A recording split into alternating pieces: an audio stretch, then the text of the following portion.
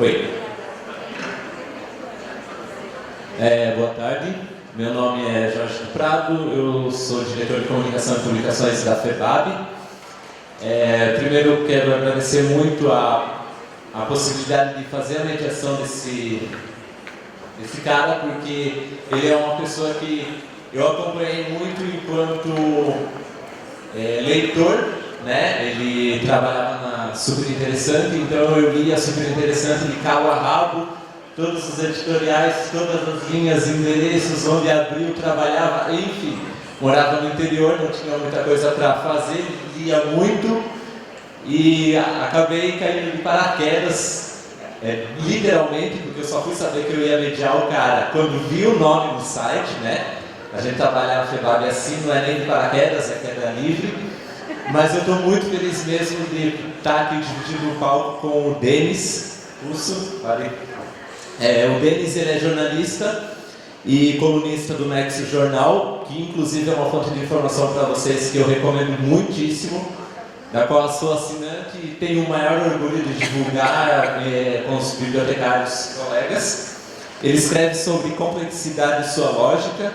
Foi diretor de redação de publicações como as revistas Super Interessante e Vida Simples e fez parte da equipe que criou o Greg News da HBO. É autor de livros como O Fim da Guerra, sobre novas experiências globais em políticas de drogas, e Piratas no Fim do Mundo, que acompanhou uma expedição à Antártica para tentar evitar a caça às baleias. Denis foi um John S. Knight Fellow na Stanford University, na Califórnia, e ajudou a organizar os primeiros eventos TEDx no Brasil, que são as famosas palestras de 18 minutos, ideias para inspirar. Denis, seja muito bem-vindo. Você pode sentar.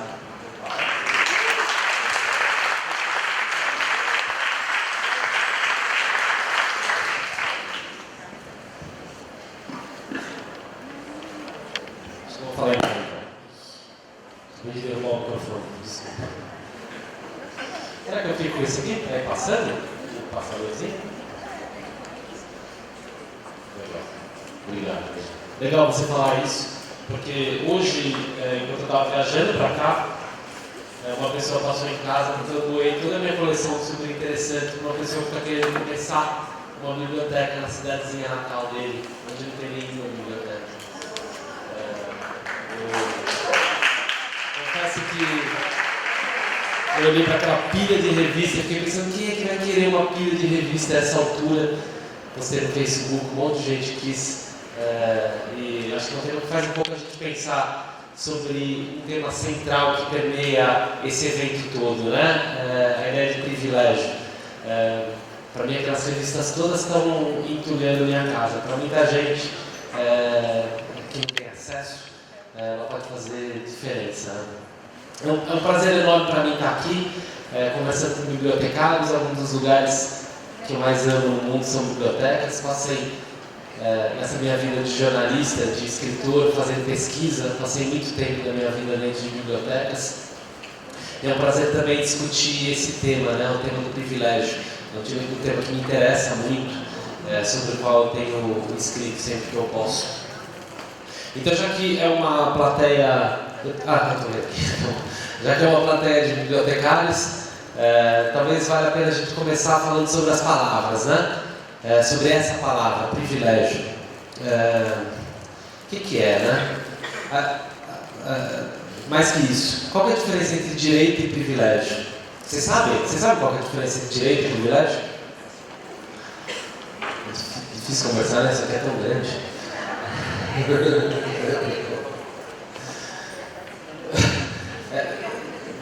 Será? Esse não veio tanto. Alguém quer arriscar a diferença entre direito e privilégio?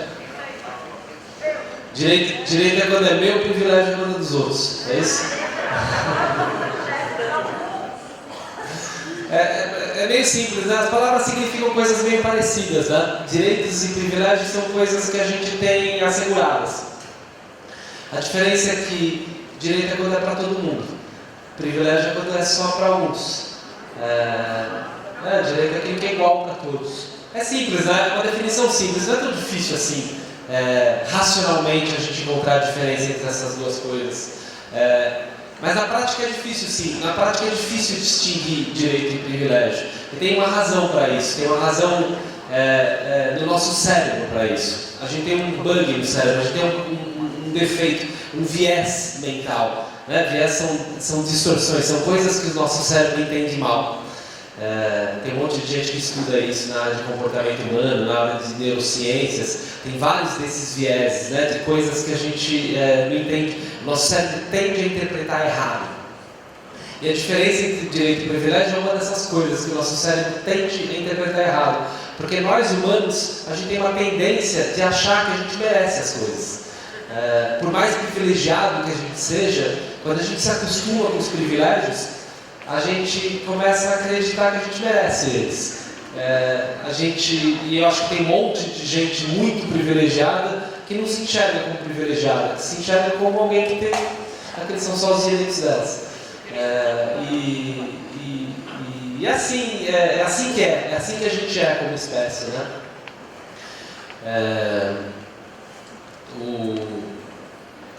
Tem uma tendência fortíssima da gente acreditar que a gente merece aquilo que a gente está acostumado a receber.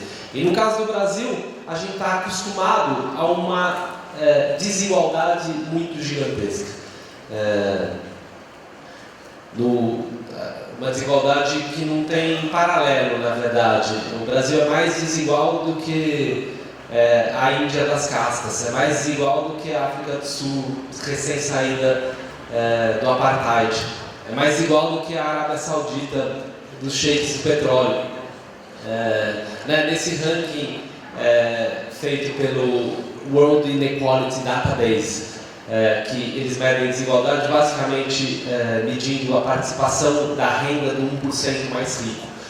Nesse ranking o Brasil só fica atrás do Catar, né, que é um emirado onde uma família real tem a posse dos recursos naturais que são pouquíssimos, tem uma economia fraquíssima, quase tudo está concentrado na mão dos emíres, né? Esse é o único país do mundo, por esse critério, que é mais desigual do que o Brasil. E a gente está acostumado com isso. E tem um lado desse costume que é muito cruel. Porque a gente, quem convive com privilégios, tende a achar que eles são naturais, que eles são assim, que eles sempre foram assim, que eles não têm outro jeito de ser. Brasil afora, tem milhares de comunidades nas periferias, nas zonas rurais, nas áreas urbanas degradadas, onde as pessoas têm uma probabilidade minúscula, muito próxima de zero, de encontrar uma oportunidade na vida. Essa imagem clássica da desigualdade numa periferia de São Paulo. E as pessoas se acostumam com isso e muitas vezes naturalizam isso. As pessoas que nascem nessas comunidades, elas aprendem a achar que é assim mesmo, e que não tinha meio como ser diferente. Esse é o mundo que a gente está, não tem oportunidade nenhuma, a não ser fora da lei. As pessoas começam a achar que não tem outro jeito de ser. É esse o mundo que é o único mundo que poderia ser. No topo, algo parecido e inverso acontece. As pessoas que têm muitos privilégios, elas acham que esses privilégios, elas não poderiam deixar de ter esses privilégios, né? No meio desse episódio recente da Vaza Jato, né, desse escândalo de vazamento de mensagens do Telegram que está transcorrendo aí nos últimos meses, tem uma passagem que eu acho muito representativa dessa cultura de privilégio no Brasil. Um episódio que envolveu o promotor de justiça Deltan Dallagnol, né? Foi lá no começo dos vazamentos. O que estava sendo discutido na época se ele tinha o direito ou não de fazer palestras remuneradas para grupos de empresários, né? E ele defende esse privilégio em mensagens privadas de um jeito que é indignado.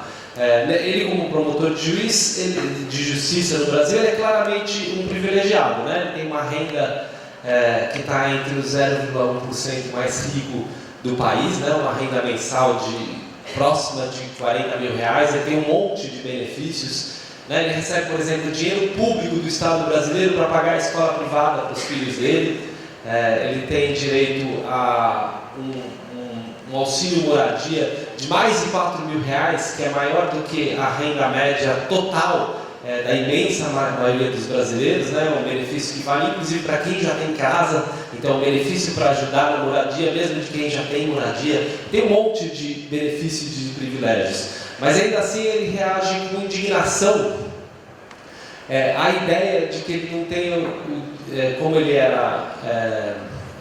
ele participa de uma força-tarefa, ele não pode cobrir as folgas de colegas. Ou seja, ele não pode fazer esses trabalhos extras e ganhar um dinheiro extra no exercício da função para evitar conflitos de interesse. Né? E ele fica indignado, né? Essa é a frase dele, não me enche o saco para usar a expressão a respeito de como uso o meu tempo.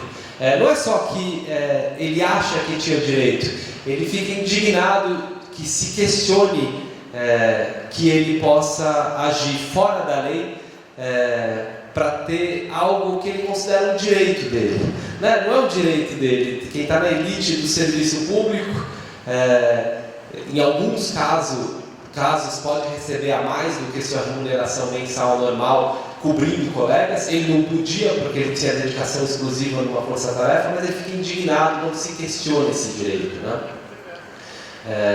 Eu acho que assim, isso acontece de um jeito muito natural. Eu estou pegando um exemplo, mas eu poderia pegar um monte. Gente privilegiada tende a reagir com indignação quando alguém questiona esses privilégios. Né? Isso é uma coisa que é muito profunda do nosso jeito de funcionar. Porque admitir que uma coisa é um privilégio requer da gente reavaliar o nosso valor perante o mundo. Né? A gente não gosta de achar que a gente é privilegiado, a gente gosta de achar que a gente tem as coisas porque a gente merece elas. Né? E essa reação do Deltan nesse caso, ele tá dizendo, eu mereço isso, né? Eu tenho direito a isso. Então eu queria falar um pouco dessa palavra, né? Desse verbo, merecer, dessa palavra mérito. E tem aí uma palavra que está muito em voga, né? E uma palavra que é muito comentada, essa palavra meritocracia. Meritocracia é uma ideia bonita, né? A ideia de um governo de quem merece. Se a gente parte do princípio... Bom, é difícil, se a ideia é essa mesmo, o governo de quem merece, é difícil ser contra essa ideia, né? É difícil ser contra a ideia de que as pessoas que governem sejam aquelas que merecem. As pessoas que merecem, merecem, né? Como é que você vai ser contra essa ideia de que quem merece deva ter aquilo que ela merece? Então, se você for pegar o sentido da palavra, não tem muito como você se opor a ela, né? Tem uma ideia que parece correta. A questão aí como é que a gente decide quem é que merece, né? Porque se a gente for usar os nossos instintos, a gente tende a achar que quem merece é a gente. Isso é uma tendência humana, a gente pode se esforçar para combater essa tendência, mas a gente tende a achar que quem merece é a gente. E num país tremendamente desigual, onde o poder está extremamente concentrado, a gente vai tender a ter um país em que quem tem mais poder vai achar que merece mais, porque quem toma as decisões é que vai ter o critério de dizer quem é que merece e quem é que não merece. Como é que você mede meritocracia? Por uma prova que você faz e quem tinha mais pontos merece mais? Para mim essa ideia é meio absurda.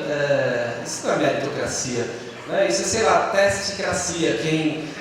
Se avalia quem é melhor com respostas de múltipla escolha, né? Que prova mede mérito? Que prova mede quem que merece mais as coisas do que as outras? Talvez seja uma cursinhocracia, o governo de quem tem mais tempo e dinheiro para se preparar para as provas. E é claro que por trás disso tudo, se você vai avaliar mérito simplesmente por uma nota numa prova, você vai privilegiar quem já é privilegiado, quem tem acesso a uma formação melhor. eu acho que não tem muito como ser contra a ideia de meritocracia, mas para mim, se você quer ter um governo de quem merece mais, você tem que descobrir quem é que merece mais. Tem que ser possível, as oportunidades têm que aparecer para quem merece, não importa onde essa pessoa esteja, não importa em que bairro ela esteja, não importa se ela está na zona rural ou na zona urbana, não importa se ela está no eixo econômico do Brasil ou está longe desse eixo, não importa se ela é homem ou mulher, não importa a origem social ou a raça dessa pessoa, né? Ou seja, eu acho difícil ser contra a ideia de meritocracia, mas para mim, políticas de inclusão, políticas de cotas, na verdade são políticas de meritocracia, são políticas para você encontrar méritos em grupos que geralmente são relegados, em grupos que não têm acesso a privilégios, né? Então, é uma palavra polêmica, né? A gente vê um monte dizendo que é contra a meritocracia, como se meritocracia significasse imobilismo social. Eu acho que o problema é que a gente entende mal essa palavra. Se a gente quer mesmo uma sociedade governada por quem merece mais, a gente precisa encontrar as pessoas que merecem mais em todos os lugares. Você não pode ter privilégio. Todo mundo tem o direito de disputar esse poder e de participar das decisões, né? E esse não é o caso do Brasil, né? Muito claramente, a gente não tem um país meritocrático. A gente tem um país de privilégios inegáveis, em que para algumas pessoas todas as oportunidades aparecem. Em certas comunidades, a chance de aparecer uma oportunidade é minúscula, né? Eu acho que isso leva à conclusão de que espaços públicos onde se difunde informação, onde se difunde aprendizado, onde se tem acesso a oportunidades, são fundamentais, em especial para um país como o nosso, em que essas oportunidades estão mal distribuídas, né? Eu acho que o Brasil está num momento em que está batendo recordes históricos de desigualdade. Eu acho que isso só enfatiza a necessidade de que esses espaços existam e sejam vibrantes e acolhedores. E claro que eu estou falando das bibliotecas agora. A gente, não vou desviar desse assunto, né? A gente sabe que bibliotecas vivem uma espécie de crise existencial, né? Que vem junto com uma crise existencial do livro, que é o objeto em torno do qual essas instituições surgiram. Do livro impresso, daquele objeto de papel em cima do qual todos nós aqui com certeza passamos muito tempo da nossa vida e que está sendo questionado como suporte, né? Eu sinto a dor de vocês como escritor, alguém que vive também de escrever livros e de editar revistas. Eu sinto o quanto essa transformação tecnológica gera um tremor de terra, né? Tudo aquilo que valia no passado deixou de valer. Os modelos de negócios desabaram e tem toda essa dúvida, né? Por que mesmo, né? As bibliotecas são coleções de livros. Para que você precisa de coleções de livros se cada um de nós aqui carrega no bolso um objeto que conecta cada um de nós uma quantidade de informação maior do que a de qualquer biblioteca que já existiu no mundo. Né? Por que a gente precisa disso?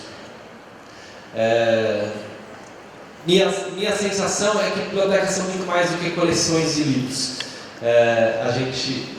O ponto de partida da biblioteca foi esse, evidentemente, porque livros eram o suporte que existia para a informação. Mas hoje em dia tem muitos outros suportes possíveis, né? Na minha cabeça, uma biblioteca é muito mais do que um lugar onde você vai ler livros. Bibliotecas são espaços públicos onde você compartilha conhecimento, onde você aprende. E cada vez mais eu fico imaginando que bibliotecas podem ser lugares onde se cria coisas. Para mim, eu tenho muita clareza de que espaços como esses não é que continuam sendo úteis. Na minha cabeça, eles são mais úteis do que nunca. Porque apesar de a gente ter esses objetos nos nossos bolsos, a gente está vivendo numa era da história em que talvez exista mais desinformação do que qualquer outro momento do mundo. A gente está conectado de um jeito fraco com milhões de pessoas pelas redes sociais. Esses objetos são ótimos para roubar nossa atenção. Cada vez que eu dou uma gaguejada dessas que eu dou de vez em quando, é quase irresistível para muitos de vocês ver se a conversa do WhatsApp está um pouquinho mais interessante. E é natural que seja assim. É assim que a gente se comporta. A gente a nossa atenção está sendo disputada de um jeito que é difícil de resistir. Mas eu acho que mais do que nunca a gente precisa de espaços acessíveis, democráticos, abertos, onde as pessoas possam se encontrar ao redor de livros. Porque livros são suportes de conhecimento, onde as pessoas possam se encontrar ao redor do conhecimento, para aprender juntas e para criar coisas juntas que são baseadas em conhecimento. Bibliotecas, mais do que coleções de livros, elas são lugares que têm a capacidade de fazer o mundo ficar maior. Né? Nesse país desigual que eu descrevi para vocês, uma porcentagem enorme da população está acostumada a uma realidade em que, muito raramente, uma oportunidade surge para um deles. Bibliotecas são lugares onde eles podem entrar e ter referências de que esse mundo que elas estão enxergando e que o cérebro delas, com todos os seus vieses, diz para elas que é o único mundo possível, não é o único mundo possível. Em biblioteca você tem a possibilidade de se conectar a outros jeitos de fazer as coisas, a conhecimentos libertadores, a habilidades que podem ser valiosas, a jeitos de pensar que são incomuns na sua comunidade. E para mim está muito claro que, por mais que a gente viva na era da informação e que a informação chegue a gente praticamente sem esforço, o tempo todo, de um jeito constante, a gente está também num momento da vida da sociedade em que as conexões humanas estão mais fracas e a gente está com uma compreensão tremendamente limitada de como o mundo funciona. Para mim, muito claramente, espaços públicos e abertos, e assim, uma dos elementos especialmente cruéis dessa sociedade desigual que eu descrevi para vocês é a desestruturação das bases da sociedade, né? A desestruturação dos espaços públicos, né? Que com a urbanização agressiva do último meio século no Brasil, os espaços públicos sofreram demais.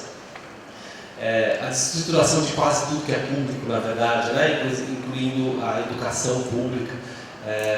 Para mim, está muito claro que não tem antídoto melhor para isso do que espaços nas nossas cidades organizados ao redor de conhecimento, ao redor de saber. E para mim, não tenho dúvida Bom, eu não sou bibliotecário, não tenho bibliotecários na minha família, sou mais um frequentador de bibliotecas do que alguém que conheça a fundo a realidade de se trabalhar em bibliotecas, mas eu imagino que seja um momento tenso, um momento de reinventar o que uma biblioteca é. Eu acho que a gente vive um momento tenso em muitos aspectos. A gente precisa reinventar o que a nossa sociedade é, né? Que país é esse em que a gente vive? E para mim, muito claramente, instituições públicas, democráticas, baseadas no saber, como são as bibliotecas, são muito centrais nesse trabalho de reconstrução que esse país precisa fazer. E bom, obrigado, gente. Fico à disposição para perguntas.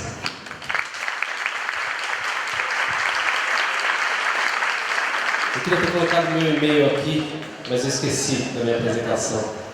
Mas ele é bem complicado. Será que eu falo? É meu sobrenome, que é meu último sobrenome, que é Burgerman. Isso é B-U-R-G-I-E-R-M-A-N. Ninguém entendeu, né? B de bola, U, R, G de gato, I de igreja, E de escola, R, M de macaco, A, N de navio, @gmail.com. E só um esclarecimento, eu realmente fui colunista do Nexo por alguns anos, mas agora estou na época. Perguntas? Será que eu me sento?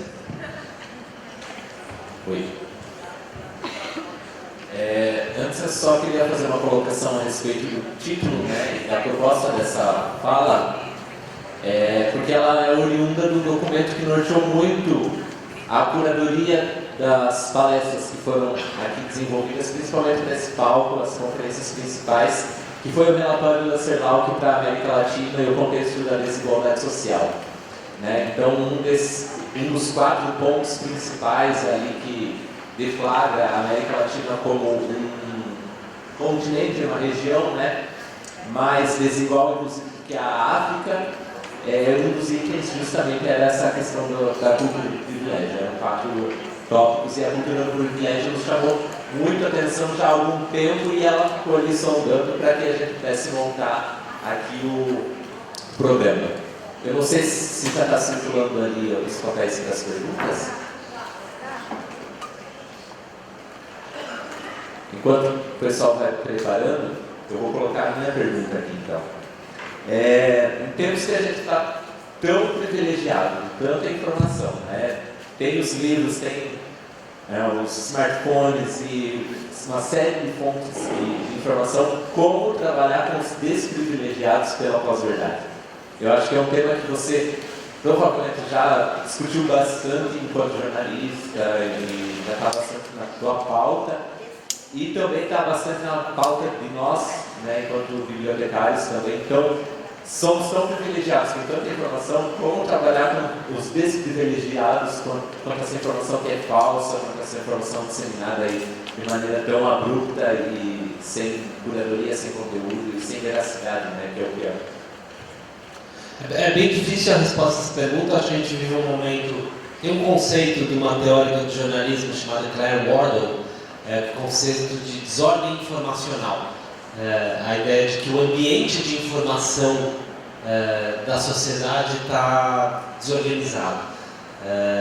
Basicamente, a gente está num momento em que aquelas instituições que meio que por muito tempo, nesse modelo de mundo iluminista, com mais força a partir do século XIX, essas instituições que foram autoridades em termos de saber, elas estão todas sendo questionadas, né? Por bons e por maus motivos, né? A universidade, a imprensa, a biblioteca, a ciência. E assim, eu acho que tem, em parte, uma revolta contra o privilégio se dando. A gente está vendo acontecer, por exemplo, no Brasil inteiro, ataques muito frequentes às universidades, né? Isso vem do governo federal, Mas vem também, tem base social nessa irritação contra as universidades, né? E assim, se você for ler a Constituição brasileira, está lá assegurado para todo mundo o direito à educação. Todos nós temos direito à universidade pública. Na prática a gente sabe que não é assim, né? Na prática a gente sabe, por exemplo, que quem não tem condições sociais, econômicas para pagar uma boa escola privada na educação fundamental vai ter uma dificuldade muito grande de ter acesso a essas universidades. Então, apesar de eu discordar do jeito como se manifesta, eu compreendo a irritação da base social brasileira com as universidades, porque isso que devia ser direito de todo mundo é lido no Brasil como um privilégio, né? As pessoas ficam irritadas com a universidade porque elas leem a universidade como um centro de privilégio, né? Está tudo sendo questionado desse jeito, né? Eu trabalhei muitos anos em empresas de mídia, eu conheço muito bem os defeitos delas. Elas são oligárquicas, elas estão nas mãos de um número muito pequeno de famílias. Eu acho que mais até do que dizer não, elas são de direita ou elas são de esquerda, mais importante que isso é que elas são oligárquicas. Elas defendem interesses que são muito pequenos, elas não defendem interesses sociais mais amplos. E hoje em dia a mídia está sob ataque do grupo extremista que está no poder. E em grande parte esses ataques usam a mesma retórica que boa parte da esquerda usava, né, denunciando essa concentração da mídia. Eu acho que tem um equívoco grande também de ler, porque o jeito que esse ataque se dá é basicamente dizer que a mídia está toda a serviço da Revolução Comunista. Que também não é verdade, nem nunca foi verdade.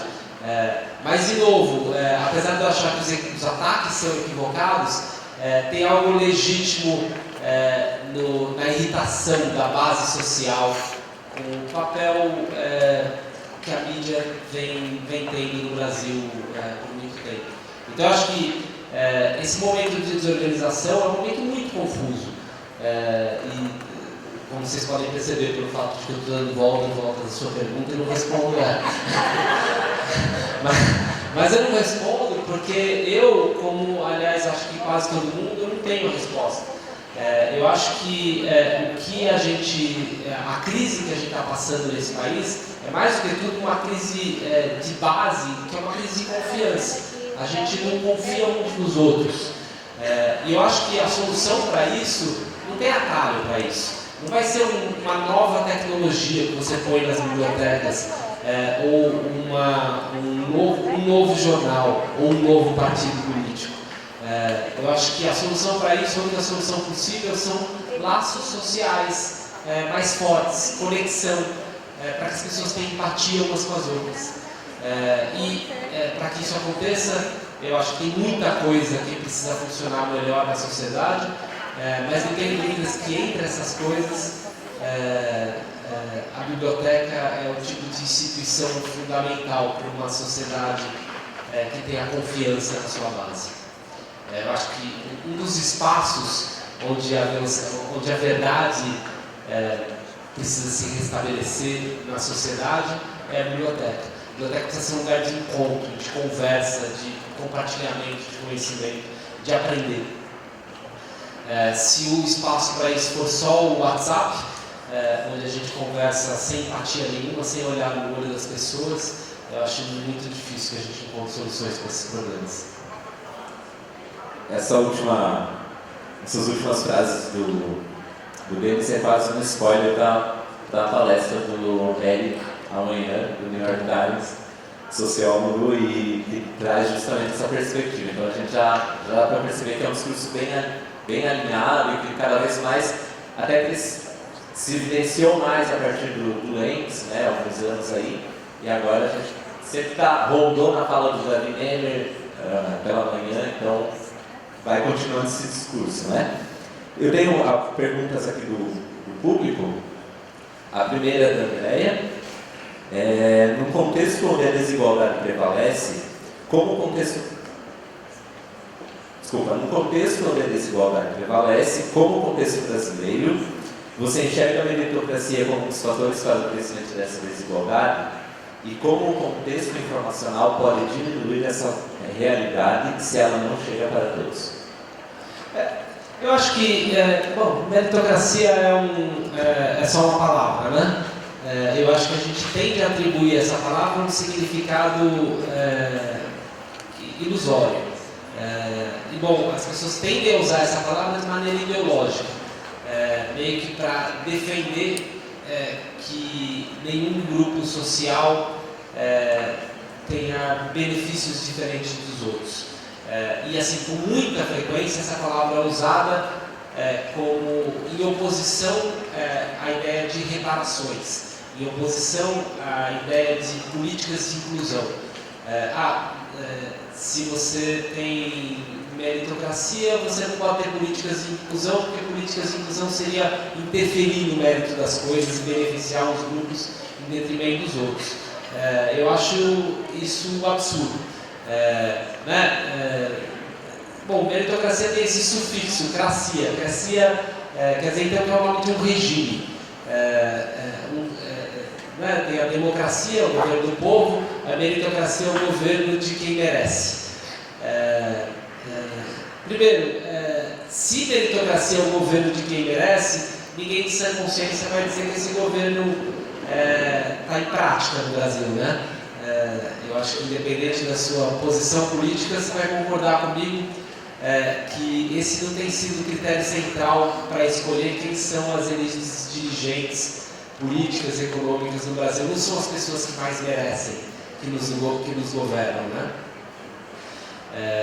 Meritocracia, então, não é um regime que está em vigor. Meritocracia pode ser que seja uma meta. A gente quer que a sociedade seja mais meritocrática. A gente quer que as pessoas que merecem tenham mais acesso ao poder e às decisões. Se é isso que a gente quer, o único jeito da gente garantir que o Brasil seja mais meritocrático é com políticas de inclusão. Porque se você exclui 95% da população de qualquer oportunidade, esses 5% que sobram com o poder, elas claramente não são as pessoas que mais mereceram. Elas são as únicas que têm o privilégio de ter acesso ao poder. Nesse sentido, eu concordo com a premissa de que a gente devia buscar sociedades meritocráticas. Só que eu acho que o caminho para isso é o oposto do que a gente defende quando a gente usa de um jeito ideológico a palavra meritocracia. Dando acesso para todo mundo. Se 100% da população tem acesso, aí sim você pode dizer que a sociedade é meritocrática. Se 100% das pessoas têm uma educação de qualidade, têm acesso à informação, têm acesso a bibliotecas excelentes, aí sim você pode dizer que todo mundo tem acesso, todo mundo está disputando poder e que essa é uma sociedade justa. Então, assim, eu acho que a meritocracia hoje não existe no Brasil. É uma palavra que é jogada para cá e para lá com intenções ideológicas. E eu acho que quase sempre quem joga essa palavra para lá e para cá é o inimigo da meritocracia. Talvez uma segunda pergunta. Não. Acho que era isso mesmo. Tem mais duas aqui, vocês vão ver se dá tempo. A segunda é da Thalita Gama. Como você enxerga as fake news no incentivo e manutenção dos privilégios na meritocracia no Brasil? É quase parecido com a primeira, né? Não sei se você tem algum ponto a reforçar sobre isso. Interessante, essa é uma pergunta interessante. Porque assim, eu até, para quem tem interesse nesse assunto, tem um livro excelente que vocês devem encontrar nas bibliotecas de vocês. Ele ainda não foi traduzido, mas chama Network Propaganda, que ajuda um pouco a entender as razões sistêmicas para esse clima que a gente vive hoje. Que eu mencionei para vocês com esse nome, desordem informacional. Por que eu estou falando de desordem informacional em vez de usar a expressão que todo mundo usa, que é fake news? Porque a expressão fake news é uma expressão muito imprecisa. Primeiro que ela é usada para falar de muitas coisas diferentes. Hoje em dia, governantes autoritários como o Donald Trump nos Estados Unidos e hoje em dia o Bolsonaro aqui no Brasil, eles usam a expressão fake news para falar das notícias que são desfavoráveis a eles próprios. E, para além disso, fake news é só um pedacinho do problema. As notícias falsas que circulam, elas podem até ser o pedaço mais visível do problema. Né? A história... 80% dos eleitores republicanos nos Estados Unidos, na última eleição presidencial, acreditavam que a Hillary Clinton organizava uma rede de prostituição infantil a partir do porão de uma pizzaria em Washington. Um número parecido de eleitores do Bolsonaro aqui no Brasil acreditavam que tinha um projeto governamental para distribuir mamadeiras com bico em forma do órgão sexual masculino, como parte de um kit gay que era distribuído nas escolas. Né? As pessoas estão acreditando nesse tipo de coisa. Por que elas estão acreditando nesse tipo de coisa? Uma explicação para isso, uma explicação possível para isso, é que o problema não são as fake news. As fake news são um sintoma de um problema que é mais profundo. Se você for acreditar em alguns teóricos lá da Universidade de São Paulo, o grupo lá do Pablo Hortelado, o GECOPAI, né, que é um grupo de pesquisa do debate político nas redes sociais, o que eles acham, o problema de origem é a polarização das identidades. A gente está com tanto ódio uns dos outros na sociedade que a gente está disposto a compartilhar qualquer coisa que digam que desabone o outro lado. Me parece que isso está próximo da verdade. E que isso ajuda a explicar, a gente nota muito as fake news que circulam na outra bolha, a gente tende a não perceber as fake news que circulam na nossa própria bolha. Mas assim, em todas as bolhas tem uma tendência de boatos, às vezes boatos completamente absurdos se espalharem. E daí a pergunta é se esses boatos, essas mentiras, elas cumprem essa função de manter privilégios. E eu acho que isso é uma pergunta muito interessante, porque assim, a princípio não. A princípio, esses boatos podem surgir tanto de um lado quanto do outro do debate político. Mas tem uma coisa que faz com que a defesa dos privilégios acabe sendo uma consequência desse ambiente de desordem informacional. Lembra quando no começo da minha fala eu falei dessa nossa tendência dos vieses do nosso cérebro? Um dos vieses do nosso cérebro é o viés de confirmação. A gente tem uma visão do mundo. A gente tende a gostar mais das coisas que confirmam a nossa visão do mundo. As coisas que vão contra a nossa visão do mundo são coisas que a gente tende a resistir. A gente não acredita nas coisas que contrariam a nossa visão do mundo. Então, tem um componente, eu acho que o discurso mais conservador, ele tende a ser privilegiado no ambiente de desordem informacional. No ambiente que ninguém sabe em quem confiar, ninguém sabe mais o que é verdade e o que é mentira, os discursos que estão só reproduzindo os privilégios e reproduzindo o modelo de estrutura social, eles tendem a ter uma aceitação maior. Eles tendem a... E assim, isso é um fenômeno que aconteceu em boa parte do mundo, né? A gente viu acontecer muito claramente aqui no Brasil, né? Em 2013, boa parte do Brasil saiu às ruas com uma agenda ainda muito difusa, mas em grande medida progressista. Basicamente, eles estavam pedindo por serviços públicos de melhor qualidade. Só que, a partir desses protestos, as instituições democráticas começaram a ser cada vez mais questionadas, e isso abriu espaço para um avanço mais conservador, que tinha uma agenda muito diferente daquela agenda de 2013. Algo muito parecido aconteceu no mundo inteiro. A gente está questionando, tinha assim uma crença de que pessoas mais críticas naturalmente vão levar a uma redução das injustiças. O que a gente viu acontecer é que as pessoas estão tremendamente críticas. Na verdade, hoje em dia, o Brasil está mais politizado do que qualquer outro momento da história, né? O quanto a porcentagem da população brasileira que acha a política muito importante nunca foi tão alta. As pessoas estão críticas, Mas, paradoxalmente, esse espírito crítico está abrindo espaço para um discurso conservador de confirmação dos preconceitos, de confirmação dos privilégios. Então é algo que esse é um assunto que está sendo muito pesquisado, muito estudado e que ainda é pouco compreendido. É um assunto muito novo, muito global, não é um assunto só brasileiro. O Brasil talvez esteja passando por isso de um jeito mais extremo do que quase qualquer outra sociedade no mundo, mas está acontecendo praticamente o mesmo no mundo inteirinho. E a consequência parece ser um pouco essa. Esse ambiente de desinformação favorece a manutenção de privilégio e de preconceito.